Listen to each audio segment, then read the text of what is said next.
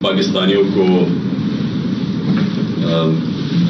پہلے تو خوش آمدید کہتا ہوں، اور جو ہمارا لانگ مارچ چل رہی ہے، میں جتنے بھی لوگ آج ہمارے لانگ مارچ میں 3 شہروں میں نکلے ہوئے ہیں، میں آج آپ سب کو بھی سلام کرتا ہوں۔ دیکھیں، آج میں سب سے پہلے تو جدھر میں کل بات ختم کی تھی ادھر سے ہی شروع کرتا ہوں۔ آج جو ریٹنگ آئی ہے پاکستان کی، اور یہ ریٹنگ باہر سے ہوتی ہے، اور وہ ریٹنگ یہ ہوتی ہے کہ پاکستان کیا اپنے قرضوں کی قسطیں واپس کر سکتا ہے، اس کو کہتے ہیں ڈیفالٹ رسک۔ تو آج جب آپ صبح جب دیکھیں، آپ کو پتا چلے گا کہ کل 75% پاکستان کی ڈیفالٹ کی رسک تھی، آج وہ 80% پہ پہنچ گئی۔ یعنی کہ باہر کے لوگ، باہر کے بینکس، باہر کے سرمایہ کار، ان کو اب یہ بتایا جا رہا ہے کہ جب 80% ایک ملک کی ڈیفالٹ کی رسک کا مطلب کہ وہ 80% چانس ہے کہ وہ اپنے قرضوں کی قسطیں واپس نہیں کر سکتے۔ تو یہ سارے پاکستان کے لیے لمحہ فکر ہے، کیونکہ اس کا مطلب کیا ہے؟ سب سے پہلے اس کا مطلب یہ ہے کہ کوئی بھی باہر کے بینک، کمرشل بینک پاکستان کو پیسے نہیں دے گا۔ اب پاکستان کا مسئلہ کیا ہے کہ ہمیں اپنے قرضوں کی قسطیں دینی ہیں ڈالرز میں۔ پاکستان کے پاس ڈالرز کم ہیں اور کم ہوتے جا رہے ہیں، کیونکہ جو باہر سے آمدنی آنی تھی پاکستان کی ایکسپورٹس کے ذریعے، جو ہم جب چھوڑ کے گئے تھے ریکارڈ ایکسپورٹ تھی $32 ارب پہ، اور جو ریمیٹنسز آتی ہیں یعنی بیرون ملک پاکستانی جو اپنا پیسہ بھیجتے ہیں پاکستان ڈالرز میں، وہ بھی ریکارڈ تھا $31 ارب پہ۔ تو وہ دونوں ایکسپورٹس بھی نیچے آ رہی ہیں، بیرون ملک پاکستان کی ریمیٹنسز بھی نیچے آ رہی ہیں۔ تو آمدنی کم ہو رہی ہے، لیکن جو قرضے ہیں وہ بڑھتے جا رہے ہیں۔ لیکن ہمارے پاس جو قرضوں کی قسط دینے کے لیے اب ہمیں باہر سے قرضے چاہیے، کیونکہ ہماری آمدنی ہے نہیں۔ تو اگر ہماری آمدنی نہیں ہے اور ہم باہر سے جب مانگیں گے قرضے قسطیں واپس کرنے کے لیے، تو باہر کے بینک جب ان کو پتا چلے گا کہ 80% چانس ہے کہ پاکستان اپنے قرضے واپس نہیں کر سکتا، تو باہر کے بینک پیسے نہیں دیں گے، اور جب وہ پیسے نہیں دیں گے تو پاکستان کا خطرہ یہ ہے کہ ہم ڈیفالٹ کر جائیں گے۔ ڈیفالٹ کا مطلب کیا؟ کل بھی میں نے بتایا، میں پھر آپ سب کو بتانا چاہتا ہوں۔ ڈیفالٹ کا مطلب ہے کہ ہم اب جب نہیں دے سکتے اپنے قرضوں کی قسطیں، تو اس کا مطلب کہ سب سے پہلے پاکستان کے روپے کے اوپر پریشر پڑے گا، اور لوگ فوری طور پہ دیکھنا شروع ہو جائیں گے کہ پاکستان کا روپیہ اب گرے گا۔ تو جب پاکستان کا روپیہ گرے گا تو ابھی سے لوگ ڈالر خریدنا شروع ہو جائیں گے۔ اور اس سے کیا ہوگا؟ اگر ہم ڈالر خریدنا شروع ہو گئے تو جس نے فیکٹریاں بنانی ہیں، کارخانے بنانے ہیں، پاکستان میں لگانے ہیں، جس سے نوکریاں ملیں گی، دولت میں اضافہ ہوگا، تو وہ رک جائے گا، کہ وہ سمجھے گا کہ میں اپنے، اور خاص طور پہ باہر جو لوگ بیٹھے ہوئے ہیں، کہ میں اپنے ڈالر پاکستان کے روپے میں کیوں بدلوں جبکہ روپے نہیں گرتے جا رہے ہیں؟ تو کارخانے سے مجھے کتنا پیسہ مل جائے گا؟ اگر میں ڈالر ہی رکھوں تو وہ ڈالر ویسے اوپر جاتا جائے گا، تو لہٰذا وہ سرمایہ کاری رک جاتی ہے۔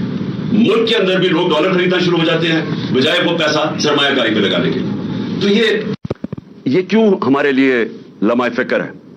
کیونکہ اس کا مطلب یہ ہے کہ پاکستان اب ادھر جا رہا ہے جدھر ڈیفالٹ ہونے کی وجہ سے روپے پہ پریشر پڑے گا، روپیہ گرے گا۔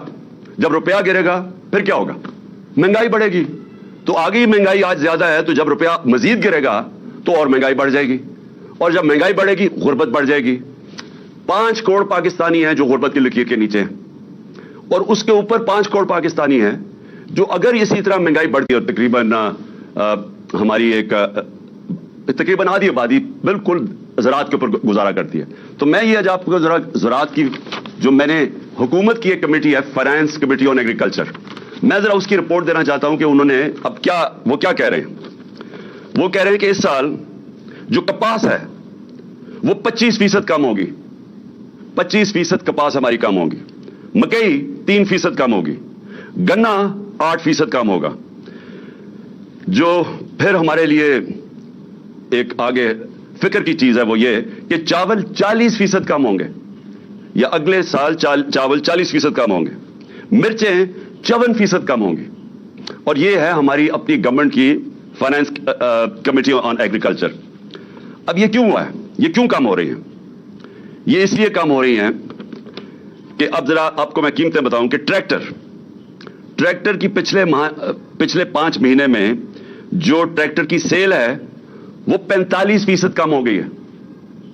اور پھر جو ڈی اے پی ہے, ڈیپ ہے, جو کہ کھاد ہے ایک, وہ 75% کم ہو گئی ہے.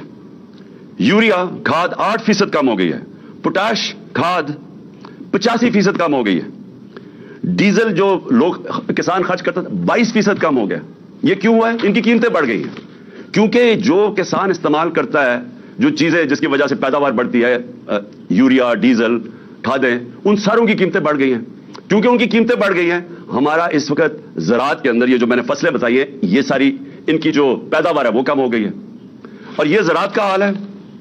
دوسرا انڈسٹری, ہم جب چھوڑ کے گئے تھے تاریخی انڈسٹری آگے بڑھ رہی تھی 27%. آج وہ گر کے آ گئی ہے 7 مہینے کے بعد 1% پہ. تو جب انڈسٹری بھی نیچے آ رہی ہے, زراعت بھی نیچے آ رہا ہے, تو دولت میں تو اضافہ ہو نہیں رہا پاکستان کے, بلکہ دولت کم ہوتی جا رہی ہے.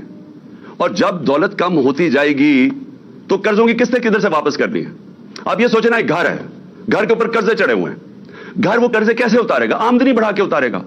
جب وہ گھر کے سارے لوگ مل کے اپنی آمدنی کے اندر اضافہ کریں گے تو وہ اضافائی آمدنی کے ذریعے وہ قرضوں کی قسطیں واپس کریں گے. تو اگر گھر کی آمدنی کم ہو جائے وہ کیسے قرضے واپس کرے گا؟ اور جب وہ قرضے واپس نہیں کرے گا, دنیا قرضے نہیں دے گی. دنیا قرضے نہیں دے گی تو ہمارا سب سے بڑا جو پھر سے میں کہہ رہا ہوں خطرہ ہے, روپے پہ پریشر پڑے گا. روپیہ کمزور ہوگا, جو ہوا ہے ان کے دور میں روپیہ تاریخی گرا ہے. تو روپیہ جب گرتا ہے تو ساری چیزیں مہنگی ہو جاتی ہیں, تیل, ڈیزل, بجلی, یہ سب جب روپیہ نیچے جائے گا یہ مہنگے ہو جائیں گے. اور یہ مہنگائی جتنی بڑھتی جائے گی غربت بڑھتی جائے گی. تو پہلے زراعت کا میں نے آپ کو بتایا, میں نے انڈسٹری کا بتایا آپ کو کہ وہ نیچے آ گئی ہے. اس کا مطلب بے روزگاری بھی بڑھ رہی ہے, مہنگائی بھی بڑھ رہی ہے. 50 سال میں سب سے زیادہ مہنگائی ہوئی ہے. اب عموماً تو حکومت کو فکر کرنی چاہیے. حکومت کی تو سب سے زیادہ زور لگنا چاہیے کہ جو معاشی بحران آ رہا ہے, یہ جو آگے تباہی آ رہی ہے, حکومت کو تو سارا وقت اس کے اوپر زور دینا چاہیے. لیکن حکومت کیا کر رہی ہے؟ حکومت سب سے پہلے یہ کوشش کر رہی ہے کہ ان کی جو کرپشن کے کیس ہے وہ ختم کیسے ہوں.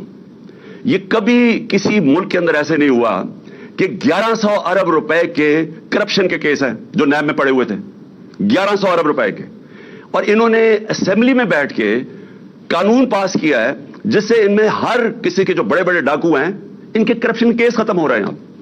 تو سب سے بڑا ان کا کارنامہ یہ ہے کہ جب سے یہ آئے ہیں انہوں نے قانون بنایا ہے, اپنے آپ کو NRO دے دیا ہے, ان کے کرپشن کے کیسز ختم ہوتے جا رہے ہیں. قوم کو 1100 ارب روپے کا نقصان ہو رہا ہے. انہوں نے وہ جی عمران ہر کوئی شوشہ چھوڑتے ہیں, وہ صرف وہ ہوتا ہے کہ ایک ان کی جو چینل ہے جیو, اس کے ساتھ مل کے پروپیگنڈا کرتے ہیں کہ جی وہ گھڑی ہے. وہ گھڑی کے اوپر تو میں یہ کہہ دوں کہ میں ان کو امریکہ میں بھی اب کیس کر رہا ہوں, برطانیہ میں بھی کر رہا ہوں, دبئی میں بھی کر رہا ہوں. اور میں وہ اس لیے کر رہا ہوں کہ وہاں تیزی سے کیسز ہوں گے. اور انشاءاللہ یہ میں ان کو ایکسپوز کروں گا کہ یہ جو اب آزادی صحافت کے نام پہ یہ جو میڈیا ہاؤسز بنے ہوئے ہیں, ان کی یہ ایجنڈوں پہ کام کرتے ہیں. یہ وہ لوگوں کے ساتھ مل کے بلیک میل کرتے ہیں. اور یہ انشاءاللہ مجھے انہوں نے ایسا موقع دیا ہے کہ میں اب باہر کی عدالتوں کے اندر ان کو ایکسپوز کروں گا جو انہوں نے یہ فراڈ کے ساتھ میرے اوپر یہ جو الزامات لگائے. لیکن کہاں یہ چند کروڑ کی بات جو اٹھا دی اتنی, اور کہاں 1100 ارب روپے کے کیسز معاف ہو رہے ہیں ان کے. اور شہباز شریف کے اور بیٹوں کے اوپر 16 ارب روپے کا وہ کیس ہے جو کہ FIA کے اندر وہ 4 گواہ مر چکے ہیں, ایک انویسٹیگیٹر مر چکا ہے, اس کے اوپر کوئی بات نہیں ہو رہی. اس کے کیس وہ آرام سے اپنے اوپر FIA کا اپنا آدمی بٹھا کے وہ کیس ختم. نیب کا اپنا آدمی بٹھا کے 8 ارب روپے کے نیب کے کیس تھے, جو TT کیس تھے, جو جعلی نام پہ انہوں نے پیسہ منگوایا تھا پاکستان, وہ اپنا آدمی بیٹھ کے اب وہ کیس ختم ہوگا. زرداری کے کیس وہ ختم ہوں گے. اومنی گروپ جس نے 9 ارب روپے کی پلی بارگن کی تھی, مطلب یہ کہ انہوں نے اومنی گروپ جو زرداری کے ساتھ ہے انہوں نے کہا کہ ہاں ہم نے کرپشن کیا ہے اور 9 ارب روپے ہم واپس کرتے ہیں. لیکن انہوں نے جو نئے قانون بنائے ہیں, اب یہ ہو سکتا ہے کہ وہ 9 ارب روپیہ گورنمنٹ کو واپس کرنا پڑے ان کو, کیونکہ انہوں نے قانون ہی ایسے بنا دیے, ساروں کو اپنے آپ کو بچا لیا ہے. اور وہ جو ایونس فیلڈ ہے, جو پینما کے پیپرز کے اندر جو انکشاف ہوا تھا کہ لندن کے بڑے بڑے 4 محلات مریم کے نام پہ ہیں, تو وہ بھی اب سارا کیس ختم ہو گیا ہے. اور وہ جو حسن شریف ہے جو 10 ارب روپے کی پراپرٹی لندن میں 1 ہائیڈ پارک میں ہے, اس کے اوپر بھی اب کوئی نہیں پوچھے گا. اور یہ ان کا اصل میں آنے کا مقصد تھا, اپنے کیس ختم کرنے کے لیے. اور دوسری چیز کہ یہ پھر بلون چھوڑتے ہیں کہ جی دیکھیں اس کے توشہ خانہ ہو گیا اور فورن فنڈنگ ہو گئی اور میڈیا ان کے ساتھ مل کے اس کو اٹھاتا ہے. ان کا میڈیا کبھی یہ بات نہیں کرے گا یہ جو میں کہہ رہا ہوں کہ اس ملک کی تاریخ کا سب سے بڑا ڈاکہ پڑ رہا ہے. 1100 ارب روپے کے اپنے کیس معاف کروا رہے ہیں اور اسی لیے یہ آئے تھے. ملک کا دیوالیہ نکال دیا ہے. 5% تھی پاکستان کی ڈیفالٹ کی رسک. یعنی جب ہم تھے مارچ کے اندر یہ جو نو کانفیڈنس سے پہلے تو پاکستان اپنے قرضوں پہ کتنا ڈیفالٹ کرتا ہے وہ 5% تھی. آج 80% ہے. جن کے آنے سے 80%. اب جب چانس آ گئی تو میں نے آپ کو بتا دیا ہے کہ یہ دنیا کے اندر پیغام چلا گیا ہے کہ پاکستان کا اب دیوالیہ نکلنے لگا ہے. میں نے ایک سمیع ابراہیم کے ساتھ پروگرام کیا تھا 6 مہینے پہلے. میں نے پیشن گوئی کی تھی. میں نے سمیع ابراہیم کے پروگرام میں پیشن گوئی کی تھی کہ ان سے معیشت نہیں سنبھالی جائے گی, یہ معیشت نیچے جائے گی, ہم اپنے قرضوں کی قسطیں نہیں ادا کر سکیں گے, کیونکہ یہ پہلے ہی دیوالیہ نکالا ہوا پاکستان 2018 میں پہلے یہ چھوڑ کے گئے تھے. جب یہ 99 میں گیا تھا نواز شریف تب پھر دیوالیہ نکلا ہوا تھا پاکستان کا. تو انہوں نے تو کبھی بھی ٹھیک نہیں کیا, انہوں نے تو تباہ کر کے گئے ہیں. تو اب انہوں نے آگے کیسے ٹھیک کرنا تھا. تو میں نے تب یہ کہا تھا کہ ملک ادھر پہنچ جائے گا جدھر ہم ڈیفالٹ کی طرف نکل جائیں گے. اور اس کے بعد میں نے ایک اور چیز کہی تھی کہ جو نیشنل سیکیورٹی ہے, ملک کی سلامتی ہے, وہ داؤ پہ لگے گی.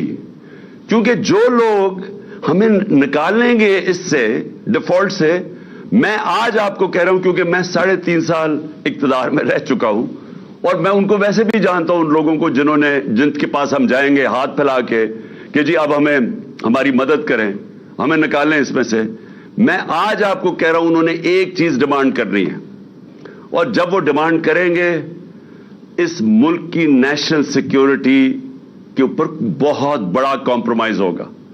اس لیے میں نے 6 مہینے پہلے کہا تھا, اور جب میں نے یہ کہا انہوں نے کہا عمران خان کے اوپر غداری کے کیس بننا چاہیے, اور آج وہ ہم ادھر آ کے کھڑے ہو گئے. مجھے ایک اور خوف ہے. مجھے خوف یہ ہے کہ انہوں نے ملک سے بھاگ جانا ہے, کیسز اپنے معاف کروا کے معیشت سے سنبھالی نہیں جانی, انہوں نے ملک سے باہر بھاگ جانا ہے. اور اس لیے جو سارے کام کر رہے ہیں اپنے کیسز ختم کروانے کے لیے جو کر رہے ہیں, اپوزیشن کو دیوار سے لگا کے ہمارے اوپر کیسز, یہ جو قاطعانہ حملہ میرے اوپر کیا ہے ان کی ذمہ داری ہے. ان کی ساری کوشش یہ ہے کہ کسی نہ کسی طرح ہمیں اپوزیشن کو کسی طرح ختم کیا جائے, اپنے کیسز ختم کیے جائیں. اور یہ جو اب قانون بدل رہے ہیں, آرمی ایکٹ بدل رہے ہیں, صرف ان کا ایک مقصد ہے کہ کسی طرح ہم آرمی چیف بھی وہ لے آئیں جو ہمارے ایجنڈا پہ کھڑا ہو جائے, جو ہمیں تحفظ دے, جو ہمیں بچائے. تو ساری کوشش یہ ملک کے لیے نہیں ہے, یہ سارا مقصد یہ ہے کہ ہم کسی طرح جو ہم نے 30 سالوں میں جو چوری کی اور خاص طور پہ پچھلے 10 سال میں, ہم کسی طرح اس کو بچا لیں. میں نے جب میں پرائم منسٹر بنا تھا, میں نے پہلے دن اپنی قوم سے جب خطاب کیا تھا, میں نے یہ ایک چیز کہی تھی کہ ان کے مفادات اور پاکستان کے مفادات دونوں تضاد میں ہیں. اگر یہ رہ گئے یہ پاکستان کو نقصان پہنچائیں گے, اور اگر پاکستان نے آگے بڑھنا ہے تو ان لوگوں کو قانون کے نیچے لانا پڑے گا, ان کو NRO نہیں دینا پڑے گا. 3.5 سال میں کہتا رہا کہ میں NRO نہیں دوں گا کیونکہ ملک سے غداری ہوگی. آج یہ ملک سے غداری آپ کے سامنے ہو رہی ہے, قوم کے سامنے. کوئی ان کو فکر نہیں ہے کہ ملک کسان تباہ ہو گیا, انڈسٹری بند ہو گئی, بے روزگاری بڑھ گئی, 50 سال میں سب سے زیادہ مہنگائی ہوگی. یہ ان کا کنسرن نہیں ہے.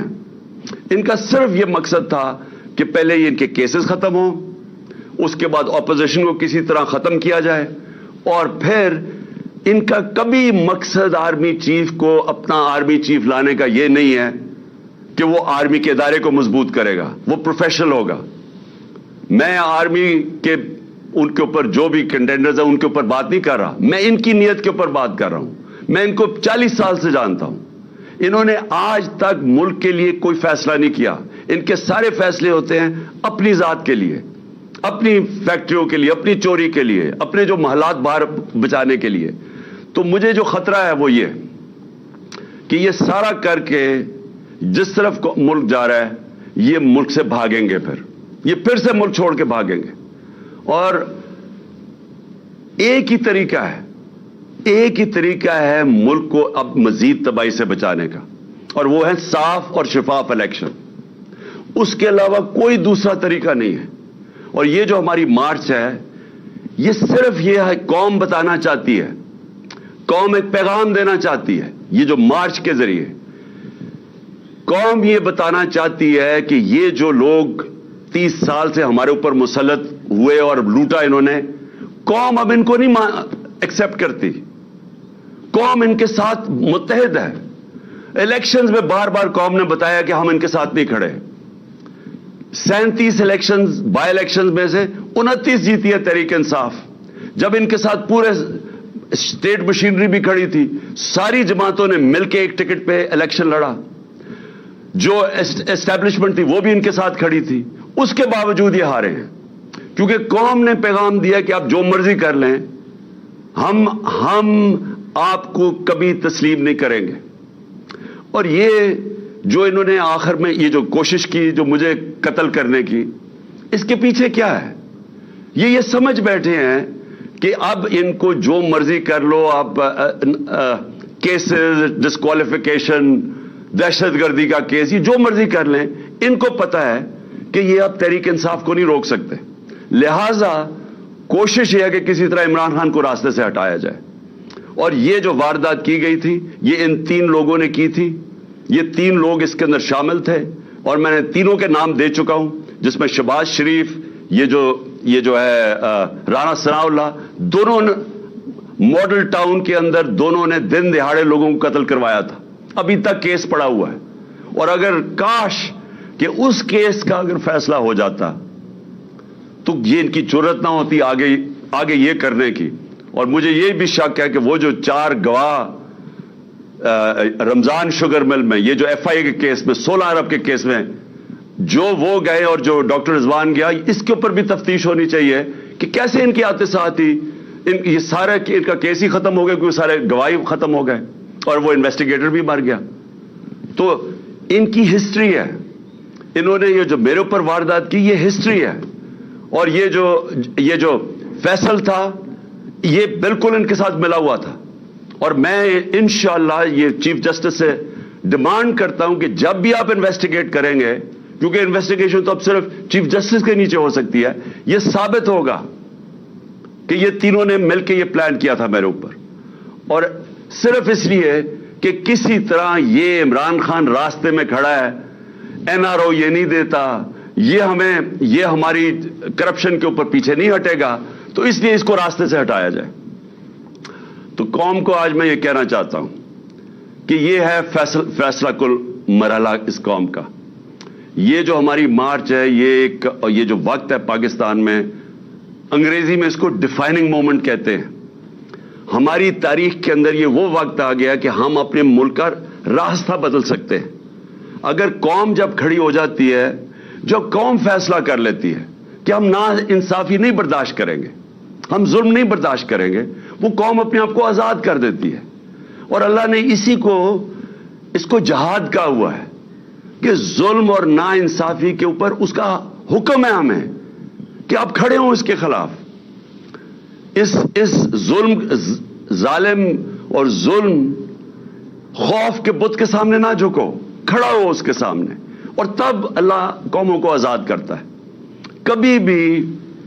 کبھی بھی وہ قوم جو نا انصافی کو برداشت کر لیتی ہے اور اس طرح کے چوروں کو اپنے اوپر برداشت کر سکتی ہے, کبھی اس قوم کو کوئی مستقبل نہیں ہوتا. وہ مقروض ہی رہتی ہے, وہ ہمیشہ غریب ہی رہتی ہے.